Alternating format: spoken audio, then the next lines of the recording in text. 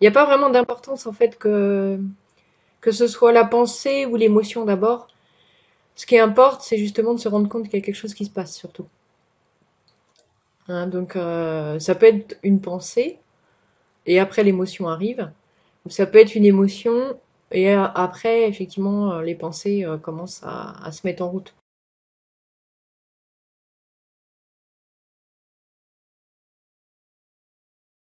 Oui, comme je l'expliquais dans une des vidéos, c'est pas, bah, je crois que c'est la dernière d'ailleurs, où j'expliquais effectivement, bah, il y en a qui vont peut-être s'endormir en faisant l'accueil, par exemple, ça arrive, parce qu'effectivement, bah, on fuit malgré nous, c'est inconscient, hein, les parties de nous ne veulent pas du tout qu'on aille voir. Donc du coup, on arrive à du coup zapper, complètement partir dans autre chose, peut-être des fois même se mettre à rêver, et puis il y a des gens qui s'endorment complètement, effectivement, en faisant l'accueil, parce que du coup, bah, ça veut pas être vu, et il y a des résistances, des blocages inconscients. Et donc ça, faut juste en prendre conscience, et puis insister un petit peu, forcément, du coup. Y revenir, y revenir, y revenir.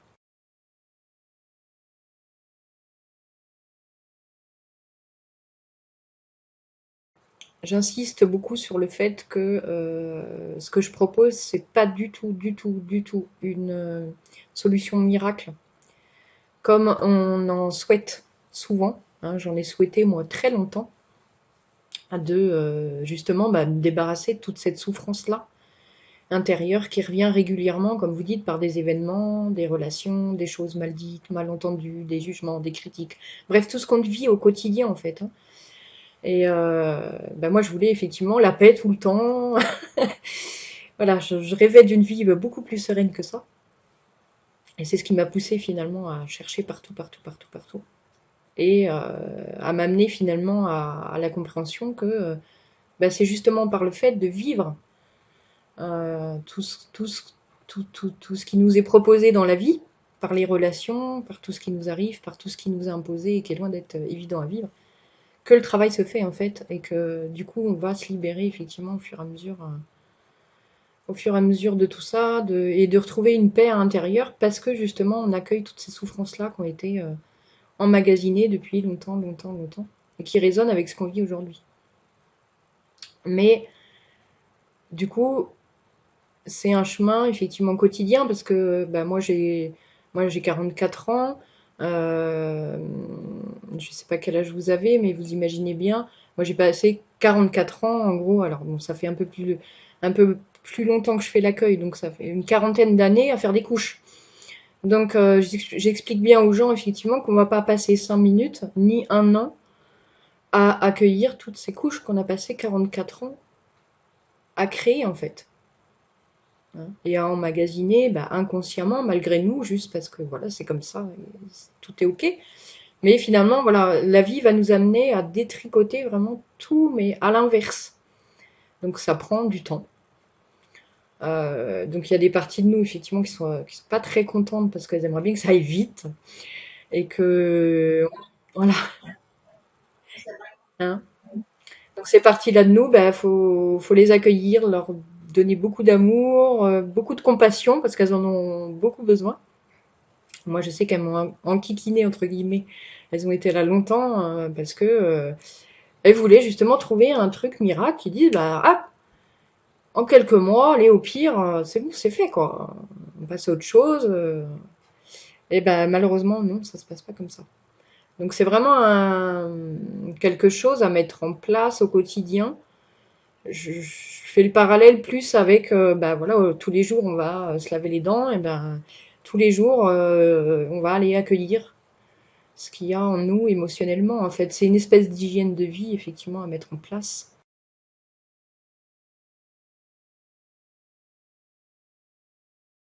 Quand, effectivement, on commence le processus, il se passe, effectivement, généralement quelque chose dont les gens, effectivement, j'en ai pas parlé d'ailleurs, ce serait bien que j'en parle. Généralement, effectivement, ça vient beaucoup plus taper à la porte. Ben, parce que, justement, ça réveille, on est à l'écoute. Donc, toutes les parties de nous qu'on finit par, entre guillemets, on va dire lâcher l'affaire, quoi. Enfin, Et elles ont fini par se taire et finir par plus y croire qu'on allait les écouter. Elles reviennent en force en fait, hein. Du coup, il y a une brèche, hein, qui effectivement qui s'ouvre et là du coup, on peut avoir l'impression effectivement que ça vient nous submerger finalement, complètement, hein.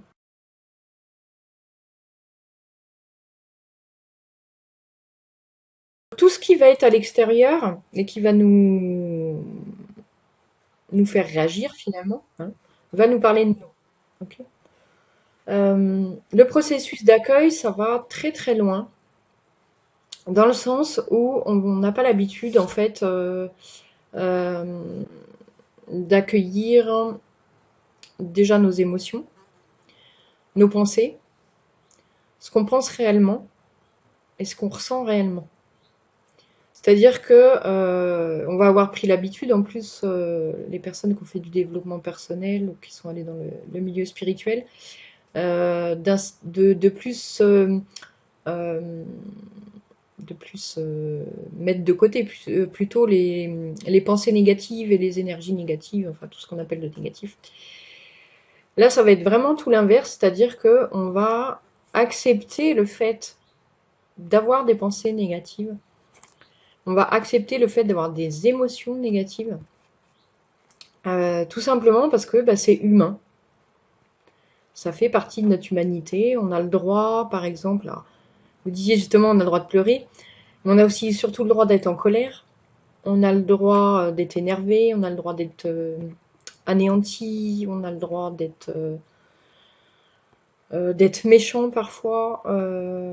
Bref, tout ce qui nous compose à l'intérieur et qui n'est pas forcément vu, parce qu'on ne veut pas le voir finalement, ça va juste être des parties de nous qui vont avoir mal vécu les choses et du coup qui vont ressentir ou penser des choses négatives. Mais en fait, elles sont juste là pour être comprises. Donc ça va être vraiment ce dialogue intérieur. Vous parliez tout à l'heure par rapport à l'expérience, souvent arrive beaucoup de culpabilité quand on se rend compte finalement de ce qu'on a fait, reproduit par rapport à nos liens familiaux, etc. En fait, on a beaucoup de culpabilité. Souvent, le travail qu'on nous oriente, enfin qu'on nous dit de faire, c'est d'accepter cette culpabilité. Euh, ou plutôt de se dire ouais mais ou plutôt l'inverse, hein, excusez-moi, c'est plutôt l'inverse, on nous dit bah t'as pas à te sentir coupable, c'est comme ça, t'as reproduit mais bon t'en es conscient, c'est très bien, etc. Sauf qu'en fait les parties de nous qui se sentent coupables, d'accord, je prends un exemple précis là, euh, elles se sentent coupables parce qu'il y a voilà, il y a des parties de nous qui se sentent vraiment, vraiment coupables parce qu'elles se rendent vraiment compte du mal qu'elles ont fait. Elles savent que c'est pas de leur faute, mais elles ressentent la culpabilité comme on peut la ressentir, hein, bien sûr. Et le travail, par exemple, ça va être d'accueillir cette culpabilité. Parce que cette culpabilité, elle a le droit d'exister aussi.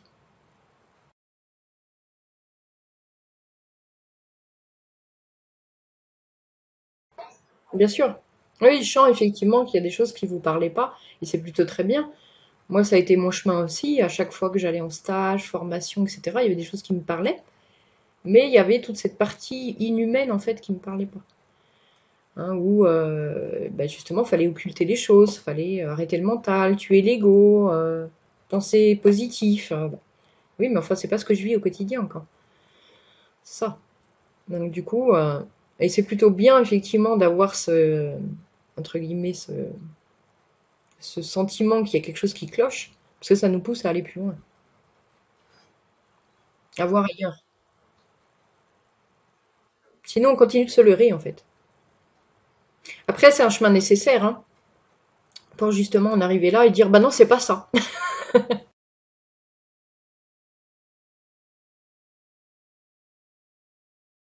Je vais vous demander de fermer les yeux. Il n'y a pas de position particulière, hein, on ne joue pas au bon élève ici. Je dis ça avec beaucoup de... Pas pour vous, hein, mais généralement, voilà. Tout ce qui est posture, etc., je trouve que c'est justement trop aussi. Hein, donc là, on est naturel. Il n'y a pas de position particulière, mis à part fermer les yeux, parce que ça aide justement à rester concentré sur vous. hein, parce que l'objectif, c'est pas de vous concentrer sur moi, mais c'est vraiment de vous concentrer sur vous. Parce que moi, du coup, l'objectif, c'est vraiment de vous accompagner à mettre en place concrètement cette écoute intérieure. Donc voilà, je vais vous guider. Donc juste fermez les yeux, je vais vous demander de vous concentrer sur la respiration, sur les sensations physiques du corps. Et puis après, on va aller dialoguer donc avec ce qu'arrive. Vous verrez, il y a des choses qui vont remonter forcément. Dès l'instant où on commence, ça vient tout seul, ou ce sera soit une pensée, soit une émotion, soit quelque chose comme ça. Et puis, je vais vous guider justement pour que vous preniez l'habitude de dialoguer avec ces parties-là de vous. J'insiste bien sur la posture intérieure, c'est-à-dire que aujourd'hui, vous êtes votre meilleur ami à l'intérieur de vous, votre propre thérapeute, et il faut vraiment avoir cette posture d'amour inconditionnel, c'est-à-dire que vous êtes là pour vous-même, dans ce dialogue, dans cette écoute, pour accueillir absolument tout ce qui va vous traverser de manière bienveillante, avec compassion, avec amour, avec écoute. Vous êtes là pour vous réconforter, etc. Si c'est pas le cas, c'est pas grave, c'est une autre partie de vous qui arrive. D'accord? C'est-à-dire que vous êtes capable aujourd'hui d'avoir cette posture sans problème. Ok? Donc ça, je vais vous aider à bien la garder. S'il y a par exemple à un moment un jugement, une critique, quelque chose qui arrive, ou bah non, ça, j'arrive pas à accueillir, j'ai pas envie, c'est pas grave, ça veut dire que c'est encore une autre partie. Hein, qui va pas supporter, par exemple, je sais pas, un exemple précis que je pourrais prendre, une partie de nous égoïste, par exemple, qui arrive et qui dit oui, mais de toute façon, maintenant j'ai envie de penser à moi, puis les autres, ça suffit, il y en a marre. Cette partie-là a le droit d'exister, elle a le droit d'être ce qu'elle est, donc on va l'accueillir pour ce qu'elle est. Et puis il y a une autre partie peut-être qui va, enfin une autre pensée qui va dire oui, mais enfin quand même, on ne peut pas être égoïste comme ça, il faut aussi penser aux autres et tout. Ça, ce sera en fait une autre partie. Et à ce moment-là, il faudra effectivement s'en rendre compte et dire bah, je viens de voir après. Chacun son tour. Je ne sais pas si vous l'avez vu cette vidéo où je dis chacun son tour, là chacun prend son ticket. Voilà. Hein. Donc on dit t'inquiète pas, je t'ai vu, mais je reviens plus tard, hein, parce qu'on se concentre effectivement sur la partie qui est là à ce moment-là. Donc effectivement, s'il y a par exemple une partie de nous qui je sais pas moi, qui ressent du ressentiment par rapport à quelqu'un par exemple, eh bien on va la laisser s'exprimer complètement. Parce qu'elle a le droit, par rapport à ce qui s'est passé, une certaine situation, de ressentir ce ressentiment. Et nous, on va être capable justement aujourd'hui de dire, bah écoute, je t'écoute pour ce que tu es, pour ce que tu as vécu, et de la laisser se confier pour de vrai. D'accord? C'est le genre de choses qu'on n'oserait peut-être pas dire à l'extérieur, par exemple, forcément. Hein, parce que bah, du coup, arriveraient nos parties qui nous diraient, bah, c'est pas bien de ressentir ça, c'est pas normal, etc. D'accord? Vous voyez un petit peu? Donc vraiment tout ce qui va émerger, on va essayer d'accueillir vraiment dans cette posture-là, tout en restant concentré donc sur la respiration et le corps physique, tout simplement parce que l'émotion, comme j'ai expliqué, en même temps que le souvenir de ça, de ce qu'on ressent, ou du vécu, parce qu'il y a souvent aussi un parallèle avec le vécu, c'est cristallisé à l'intérieur de nous. Donc quand on va accueillir avec tout cet amour qu'on va se donner, on va sentir aussi dans le corps des choses se passer. Donc ça va être ce double mouvement, qui n'est pas forcément évident au départ, mais voilà, c'est à expérimenter tous les jours. Et puis ça vient après naturellement, hein, de toute façon. Vous disiez tout à l'heure, c'est le temps à passer à ça. Bah, en fait, on passe déjà 24 heures sur 24 quasiment à cogiter dans notre tête tout seul. Bah là, en fait, on va devenir un petit peu le maître de tout ça. On va plus laisser faire les choses, entre guillemets, naturellement. On va juste observer justement et accueillir ce qui se passe. Ça va être une autre posture. Et puis à la fin, vous devez connaître Ho'oponopono? Oui. Hein. Alors moi je rajoute des petites intentions derrière, c'est-à-dire que je vais vous aider Vous l'avez vu dans la vidéo, de toute façon, je l'explique. En dernier, je m'assure, j'ai rajouté cette petite prière parce que je la trouve vraiment adaptée. Et puis, c'est pour s'assurer aussi qu'on est vraiment dans cette posture d'accueil. Donc, à la fin du dialogue avec chaque partie, j'aime bien rajouter cette petite prière de voilà, je suis désolée pour ce que tu as vécu selon ce qui se passe, selon ce qu'on a accueilli. Euh, S'il te plaît, pardonne-moi parce que bah, je suis entièrement responsable. Donc, on reprend la responsabilité de tout ce qu'on a vécu. Merci, merci bah, peut-être d'avoir lâché toutes ces choses aujourd'hui. Enfin voilà, on va adapter à ce qui se passe aujourd'hui. Et je t'aime pour vraiment se remettre dans la posture de je t'aime tel que tu es. Et je cherche surtout pas, hein, c'est vraiment ça où il est important, c'est je cherche surtout pas à te transformer, à essayer de faire en sorte que tu penses autrement ou à essayer de te conseiller. C'est-à-dire qu'à aucun moment, à nos parties, en fait, hein, on va donner de conseils ou on va leur dire quoi faire ou non. On est là pour écouter, accueillir, entendre et aimer.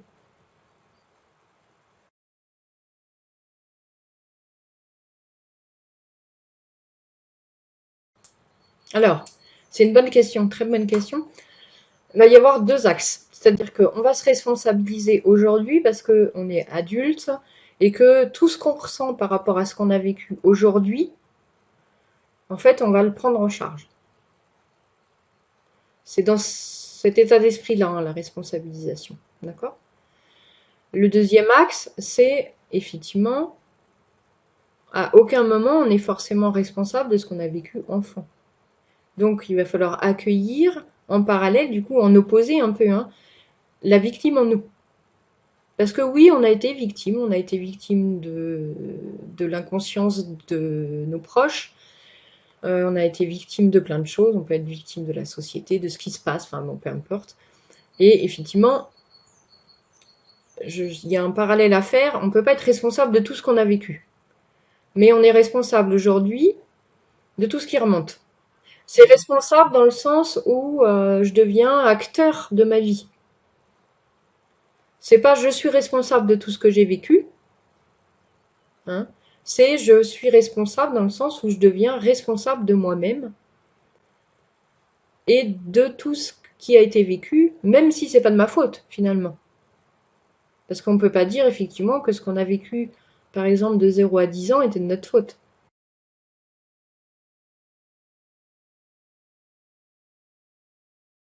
Tout simplement parce que, bah, effectivement, on a un système, un programme hein, qui est justement notre ego, hein, qui est là pour qu'on soit aimé, accepté et reconnu. C'est notre plus grand désir au monde, finalement. Et on va aller chercher à l'extérieur, parce qu'on ne sait pas qu'on peut se l'apporter à nous-mêmes. Donc on va absolument chercher ça dans une énergie folle dès qu'on est enfant. En plus, on est complètement tributaire de nos parents déjà au départ, hein, de nos proches. En tant qu'enfant, on est complètement tributaire. Donc on se rend vite compte qu'il va falloir s'adapter pour être aimé, reconnu, accepté. Et on va être capable de tout, mais absolument tout, pour pouvoir accéder à ne serait-ce qu'un 0,01% de ça, parce que bien sûr, on n'y arrive pas, en plus. Donc, ce que nous renvoie l'extérieur, c'est qu'en plus, on n'arrive pas à être bien. Enfin, c'est ce que ça nous renvoie. On finit par croire, effectivement, qu'on n'est pas assez bien, que nos comportements ne sont pas assez bons, etc. Et c'est toute cette souffrance qui s'accumule au fil des années et qu'on garde adulte, qui fait qu'on a des masques et qu'on va s'adapter à chaque situation, à chaque personne qu'on rencontre. Et c'est toujours dans le même objectif, c'est être aimé, être reconnu, accueilli, entendu, accepté, aimé. Et à notre insu, ben voilà, on est dans ce mécanisme-là, tout le temps.